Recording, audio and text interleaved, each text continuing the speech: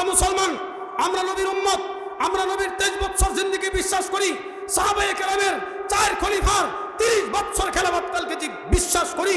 এইভাবে স্পেনের 800 বছর ইসলামী হুকুমতকে বিশ্বাস করি।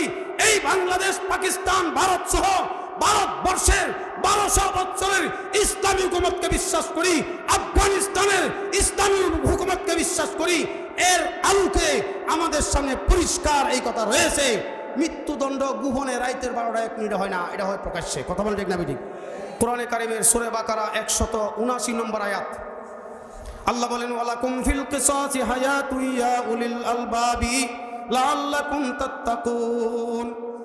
হে বুদ্ধিমানগণ, তোমরা যদি ভবিষ্যতে সতর্ক থাকতে চাও, দেশকে গণহত্যার থেকে বাঁচাতে চাও, তাহলে হত্যার বিনিময়ে দ্রুত মৃত্যুদণ্ড দিয়া বিচার করো, তাহলে দেশের সমস্ত মানুষকে তোমরা বাঁচাইতে পারবা।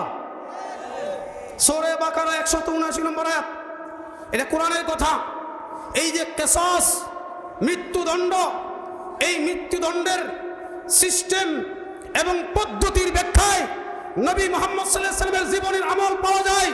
আল্লাহর নবী 23 বছর নবুয়তি জিন্দেগিতে হযরত আবু বকর, হযরত ওমর, হযরত উসমান, হযরত আলী রাদিয়াল্লাহু তাআলা আনহুম, ওনাদের খেলাফত কালে মৃত্যুদণ্ড কোনদিন গোপনে দেন নাই।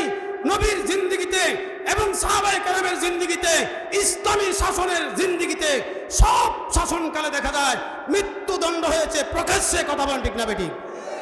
এজন্য আমাদের দাবি কোনো অনইসলামিক নয়, হয়তো অগণতান্ত্রিক হইতে পারে, কইতে পারে যে হুজুর বাংলাদেশের সংবিধানে বা গণতান্ত্রিক আইনে প্রকাশ্যে মৃত্যুদণ্ড কার্যকরের নিয়ম নাই।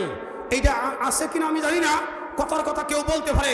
আমি তো গণতন্ত্রের কথা বলছি না। আমরা গণতন্ত্র, রাজতন্ত্র, সমাজতন্ত্র এইগুলো দিয়ে শান্তি প্রতিষ্ঠিত হবে আমরা বিশ্বাসও করি না। কথা বলতে ঠিক? আমরা মুসলমান, আমরা নবীর উম্মত, আমরা নবীর 23 বছর জিন্দেগি বিশ্বাস করি, সাহাবায়ে কেরামের 4 খলিফার 30 বছর খেলাফতকালকে বিশ্বাস করি।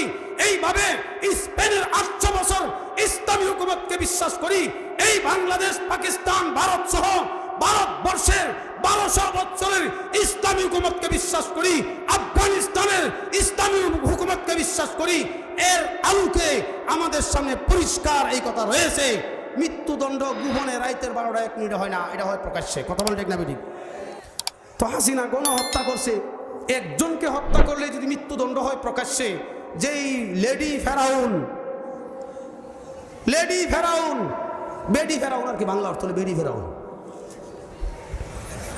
মহিলা ফেরাউন, এটা আরো বাংলা। বেডি করলেও চীনে বাংলাদেশে। এই মহিলা ফেরাউন, একটা পুরুষ ফেরাউন ছিল না, এটা হলো মহিলা ফেরাউন। তারও ফাঁসির প্রকাশ্য হইতে হবে। আর একটা জিনিস কি, আমাদের দেশে যেহেতু উলামায়ে কেরামের দেশ, মুসলমানের দেশ, মসজিদের দেশ, মাদ্রাসার দেশ, টুপিওয়ালাদের দেশ, দাড়িওয়ালাদের দেশ, নামাজিদের দেশ, রোজাওয়ালাদের দেশ, হাজি সাহেবদের দেশ, উমরাকারীদের দেশ, আল্লাহওয়ালাদের দেশ, কোরআন তেলাওয়াতকারীদের দেশ, মুফতিদের দেশ, মুহাদ্দিসদের দেশ, ইমামদের দেশ, নবীর উম্মতের দেশ, মুসলমানদের দেশ এই বাংলাদেশ। সুতরাং বাংলাদেশে অন্তর্বর্তীকালীন যেই সরকার বর্তমানে আছে, মুসলমান, ইসলাম এবং উলামায়ে কেরাম যারা মুসলমানের নেতা, তাদেরকে অগ্রাধিকার দিয়া, আর ভবিষ্যতে যারা দেশে ক্ষমতার মস্তক স্বপ্নে দেখতে চায়, তাদেরকেও উলামায়ে কেরামকে প্রাধান্য দিয়া ক্ষমতায় আসার স্বপ্ন দেখতে হবে, নতুবা তাদের ক্ষমতায় আসতে দেওয়া হবে না, আসলেও আরেকটা বিপ্লবের মধ্যে থাকতে দেওয়া হবে না। এজন্য সামনে আরেকটা ওয়াদা করতে হবে। এখন আমরা ভোট দিব তাদেরকে, যদি পারি ইসলামী দল যারা উলামায়ে কেরামের হক্কানি ইসলামী দলের দিব। আর যদি কেউ ভিন্ন কিছু করি, তাহলে কমপক্ষে দুরূহ রক্ষা করব। যারা নির্বাচনী ইশতেহারে এই কথা লিখবে যে আমরা যদি ক্ষমতায় আসি তাহলে হাসিনার গণহত্যা, গুম, খুনের বিচার হবে, এই ওয়াদা নির্বাচনী ইশতেহারে 1 নম্বরে যারা লিখবে, তাদেরকে হয়তো সাপোর্ট করতে পারেন। আর যারা ক্ষমতায় আসার জন্য পাগল পারা থাকবে, কিন্তু 2013 সালে শাপলা চত্বরের বিচারের কথা নির্বাচনী ইশতেহারে লিখবে না, পিলখানার আর্মি হত্যার বিচারের কথা নির্বাচনী ইশতেহারে লিখবে না। এইভাবে 21 সালে উলামায়ে কেরামকে গুম খুন আর গ্রেফতারের বিচারের কথা নির্বাচনী ইশতেহারে লিখবে না। 2024 সালে 2000 ছাত্র জনতার বিচারের কথা নির্বাচনী ইশতেহারে লিখবে না।